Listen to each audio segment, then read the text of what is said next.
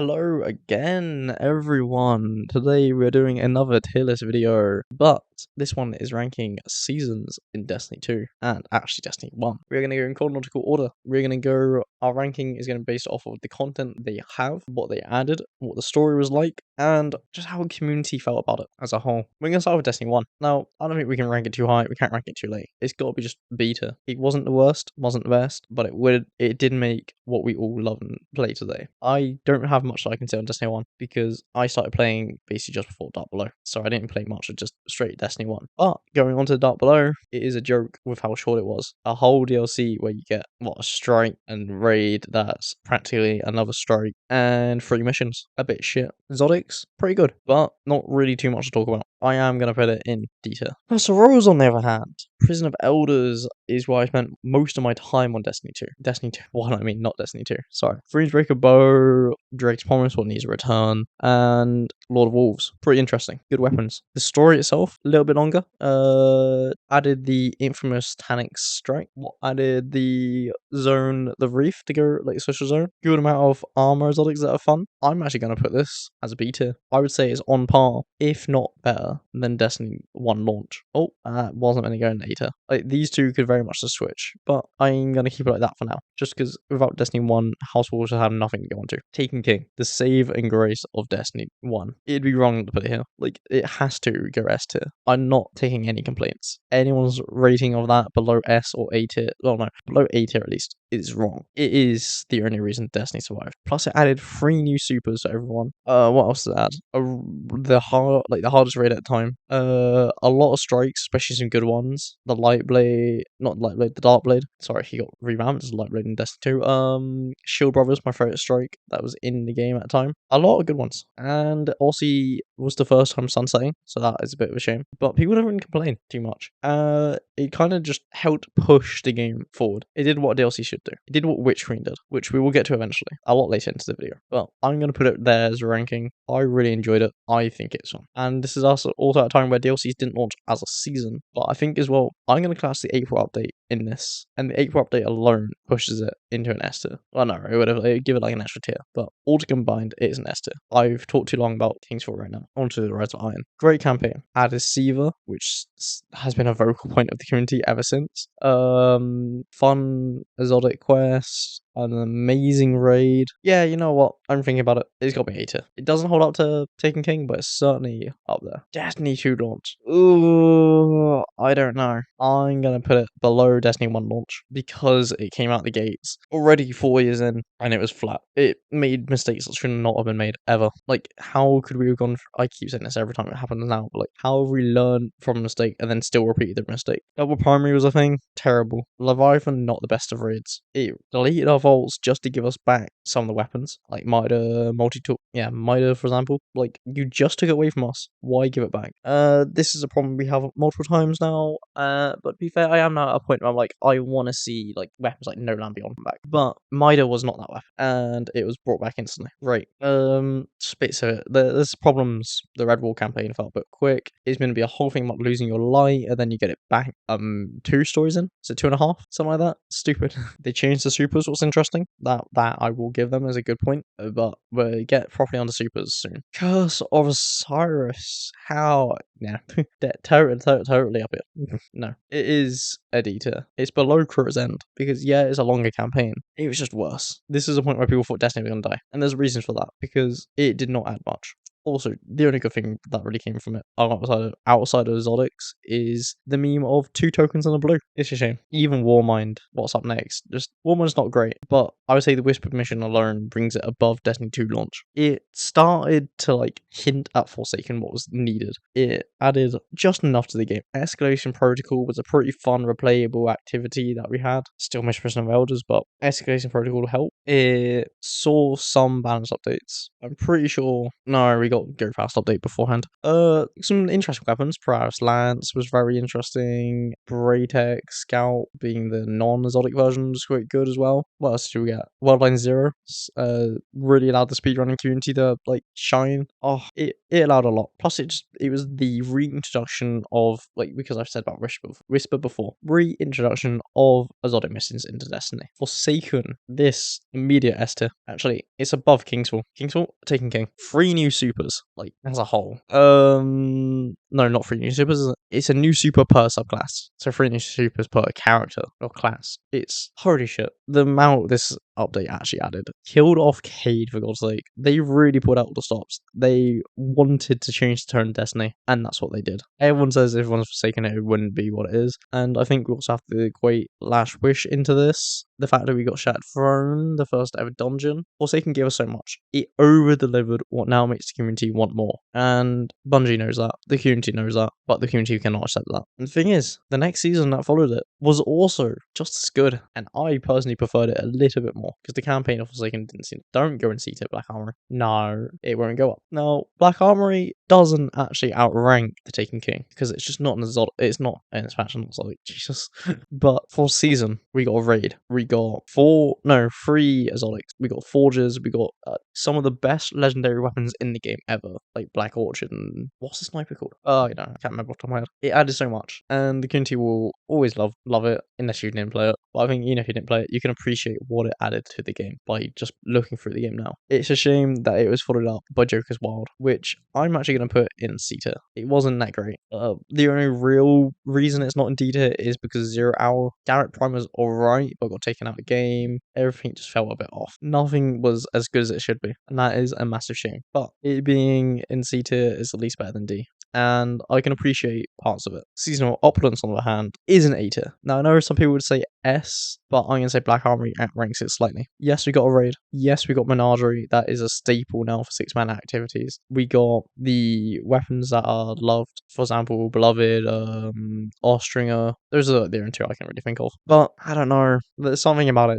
The raid itself isn't as good as the past was, like, fun-wise. Menagerie, yes, outranks Forges, but it also doesn't have the Secret Forge. Or not the Secret Forge, what's it called in Black Armory where you had to use certain weapons like the bow, the sniper, the hand cannon, whatever. No, hammerhead, the machine gun, the bow, and something else to see symbols. I can't remember off the top of my head, but it unlocked the last forge. Oh, should have. If I can remember off the top of my head, I would say that is the reason it outranks, and it is. But whatever. Season of Opulence is very good. I mean, we got Bad Juju back using the Hall, the Triumph Hall. No, that's not the same. I think it is actually. Something like that. It's just not as good though. Shadowkeep is up next, and this is where we start seeing seasons, like proper seasons. Kind of a change to the game. Free to play, added a lot of people into the game, but I think if we're going to rank seasons versus DLCs differently now, because it's just they are split apart, Shadowkeep itself is only a beta. It's above Warmind, but the season, Undying, is a C tier to me. I could also see people saying that it goes in D tier, because Shadowkeep brought us a raid and Divinity. Yeah, the season gave us Ariana's Vow, Leviathan's Breath, but it was also the reason of why now we have seasons. And the season pass, it's not great. It also gave us champions. Now, that's just kind of a ranking for both to get combined in my mind. It's a shame. But it was followed up brilliantly. Season of Dawn, amazing. Oh, shoot. Season of Dawn actually outranked Shadowkeep. Actually, no, you know what? Season of Dawn can go in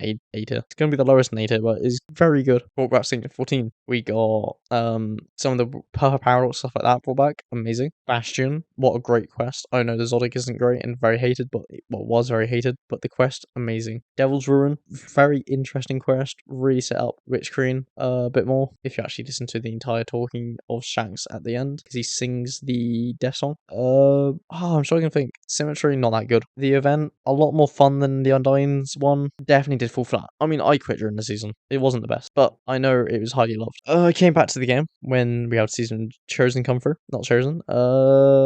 Worthy. Season of Worthy. And I quit before I even hit tier 5. It was so bad to me that I couldn't play it. It is one of the only times I quit the game that quick and for that long. I came back at the last 3 weeks of seasonal arrivals. Looking back on it though, the Fellwinter's quest is kind of the only really good thing. I guess Trousers are actually brought back, but I'm sorry. It's gonna have to be... No, it can go D tier, but it can go proper D tier just because of Fellwinters. Nothing else about it brings any higher. Season of Arrivals though is gonna be quite highly ranked in my mind because it brought in Prophecy Dungeon. It brought in a massive part of the story. I'm trying trying to think where to rank this actually.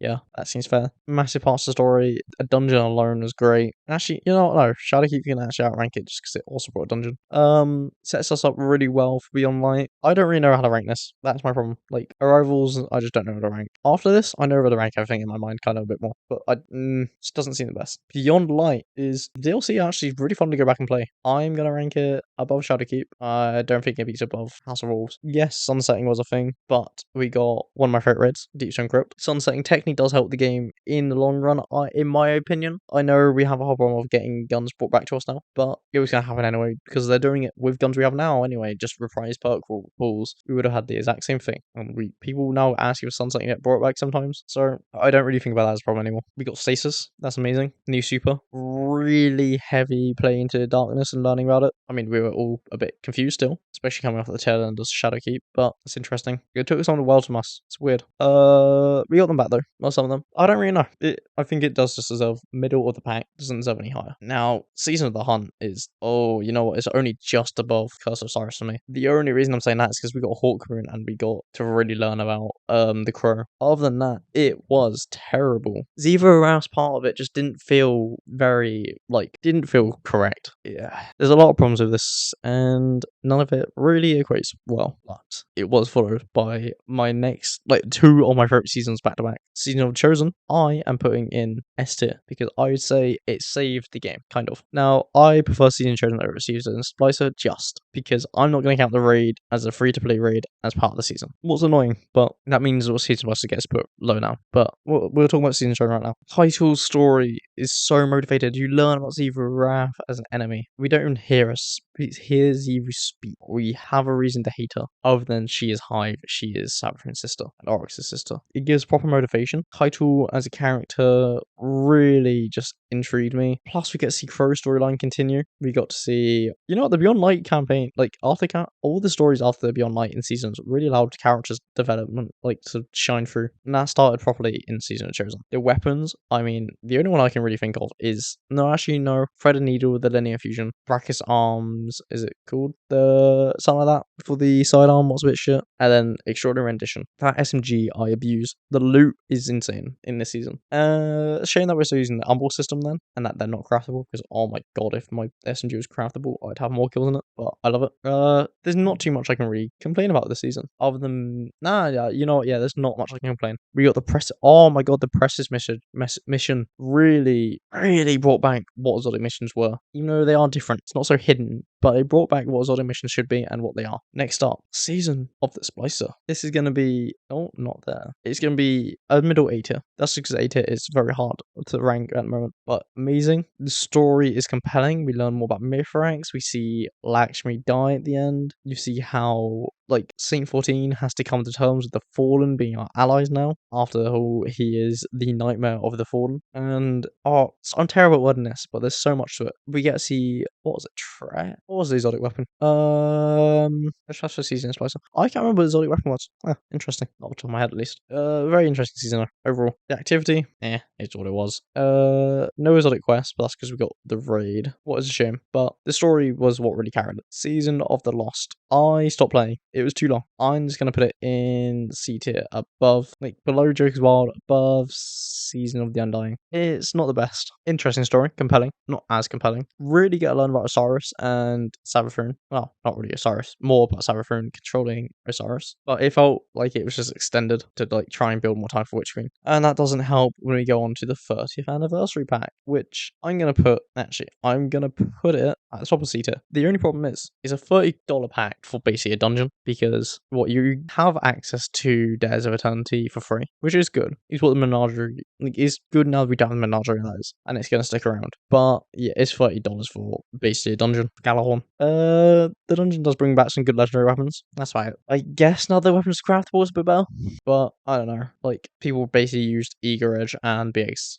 The swords for Eager Edge and the BXR Battler. That's it. I guess a shotgun now is actually useful. Light Rage's got their buff as well, but I didn't really see anyone use it. Didn't really see people use the grenade launcher as much as people would tend to have their grenade launcher chosen. Is it ignition code for this? I don't know. I don't remember the weapons off the top of my head, to be honest, and it doesn't compel me too much. But on the other hand, Witch Queen really does. Witch Queen's clear S. Like, I'm actually gonna put it above Taken King. I wouldn't have said that when it dropped. I think now I can. Parasite Quest, interesting. Raid, amazing. Vow Disciples, fun once you get past the first encounter. We have Legendary Campaign being the most compelling part and really setting the thing for me. 9 years worth, well no, 8 years worth basically. No, hang on, I gotta try and figure it right. 9 years Destiny is now, 8 years ago was Taken King, but now, basically 7 years properly of building up Savathûn. Destiny 2 was entirely building up to Savathûn. Plus, we had that amazing cliffhanger at the end that's now only just getting properly looked into next season. If you can't tell,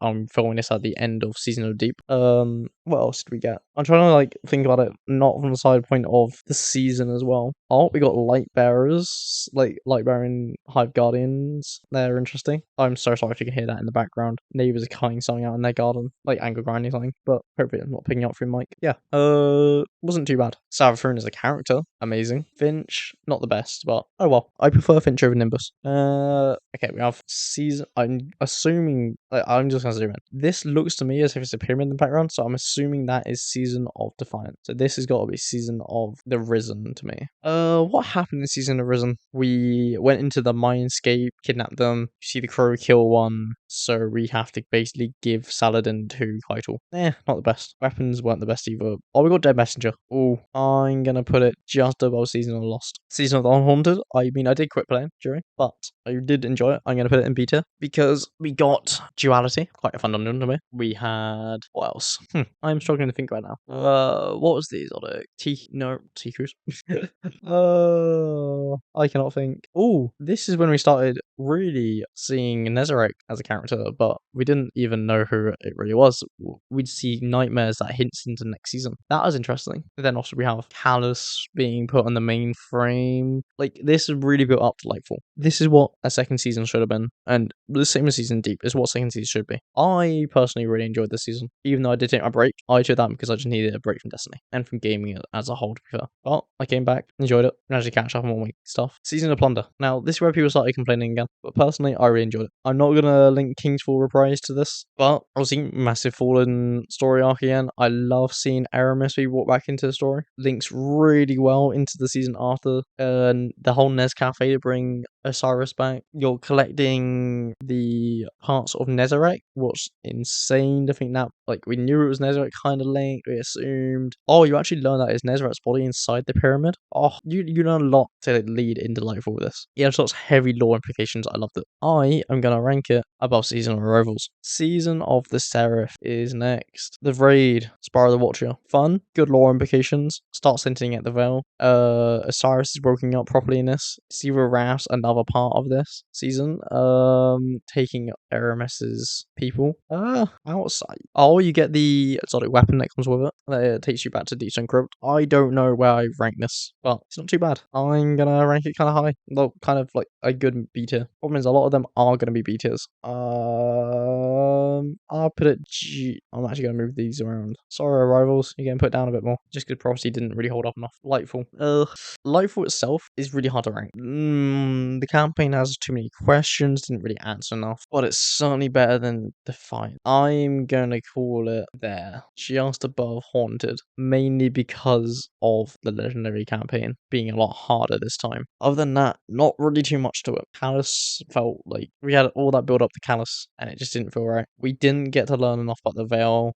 So much we got pushed into Season of Deep, and that's it. But we have Season of Defiant coming up with it, and you know what? It's not for me. We see Amanda's death. That's like it. That's the only interesting, compelling story part. The weapons are actually okay, but even then, I am gonna put it above Season of the oh my god, no, I want it to be above Season of the Undying. Can I get rid of that? There we go. Not much of it is really ringing a bell in my head, and it doesn't compel me enough. What's a shame. Season of Deep. I'm actually really enjoying Season of Deep. It tells us a lot. We got Veil Containment. I'm putting it there. Actually, I'm gonna put it in A tier. Hopefully next season can beat it. But Season Deep seems to be fixing what Lightfall did, like the problems that it caused. It told us a lot about the witness. We get to learn a lot more about the Veil, which is meant to continue. Goes to Deep is part of the season technically in my mind still. It's insane because we're counting dungeons, we're not counting raids if they're reprised.